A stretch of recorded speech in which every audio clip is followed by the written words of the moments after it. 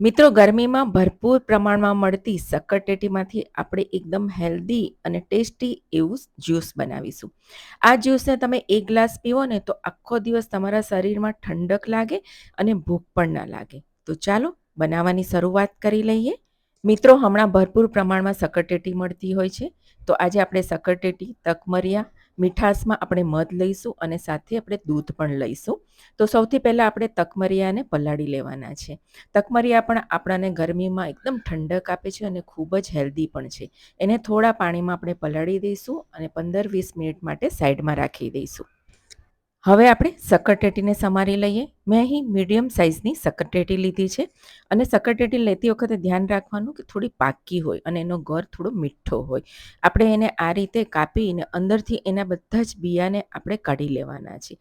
બિયાને તમે સૂકવીને ઉપયોગમાં લઈ શકો છો. હવે એને આપણે છોણા કાઢી લઈશું. છોણા કાઢી અને બધા જ ગરને આપણે અલગ કરી દેવાનું છે. જ્યારે પણ શક્કરટેટીના છોણા કાઢો ને તો થોડા જાડા કાઢવાના, બહુ પાતળા નહીં કાઢવાના, એટલે એની બધી સ્કીન નીકળી જશે ને આપણને સરસ ગર મળી જશે. હવે એક મિક્સર જાર લઈ લઈશું અને શક્કરટેટીને આપણે નાના નાના ટુકડામાં કટ કરીને લઈ લઈશું. શક્કરટેટી કટ થઈ જાય એટલે મેં અહીં 1 ગ્લાસ ઠંડુ દૂધ લીધું છે, એ નાખીશું અને સાથે મેં અહીં 2 મોટી ચમચી મલાઈ લીધી છે, ઘરની જ મલાઈ લીધી છે, એ નાખીશું અને એને આપણે સરસ ક્રશ કરી લેવાનું છે. એટલે કે એનો એકદમ ફાઇન આપણે પ્યોરી કરવાની છે. જ્યુસ આપણું એકદમ સરસ થવું જોઈએ, ગઠ્ઠા ના રહેવા જોઈએ, એ વાતનું ધ્યાન રાખવાનું છે. તમે જોઈ શકો છો મેં સરસ શક્કરટેટીને પીસી લીધી છે.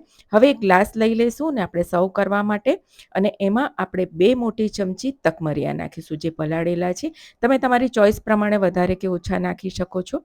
એમાં આપણે જે શક્કરટેટીનું જ્યુસ બનાવીશું એ નાખીશું. જ્યુસને વધારે ટેસ્ટી બનાવવા માટે મેં અહીં સમારેલા કાજુ બદામ લીધા છે. તમે તમારા ચોઈસ પ્રમાણે કંઈ પણ નાખી શકો છો. એને ઉપરથી સ્પ્રિંકલ કરીશું અને સાથે થોડું આપણે મધ પણ સ્પ્રિંકલ કરીશું. આપણે ખાંડનો ઉપયોગ નથી કર્યો કારણ કે શક્કરટેટી પણ મીઠી હોય છે.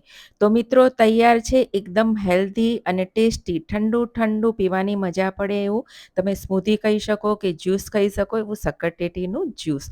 તમે એક ગ્લાસ પીવો ને તો આખો દિવસ શરીરમાં તાકાત પણ રહે, ઠંડક પણ મળે. તો ચોક્કસથી ટ્રાય કરજો. આવજો.